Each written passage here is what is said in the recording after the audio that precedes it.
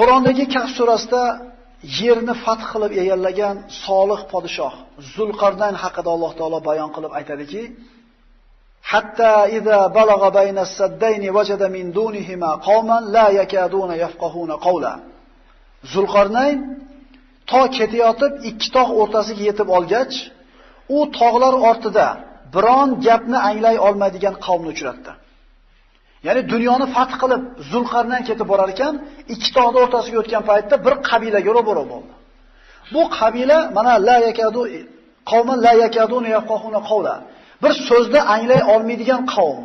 Mufassirlar aytadi, bu qavm shunaqa bir ajib bir lug'atda, ajib bir tilda gaplashardiki, Zulqarnayn tushunmadi ularning tilini. O'rtaga tarjimon kerak bo'ldi. Bir tarjimonni olib kelishuvdi. Zulqarnayn buni tilini tushunmadi.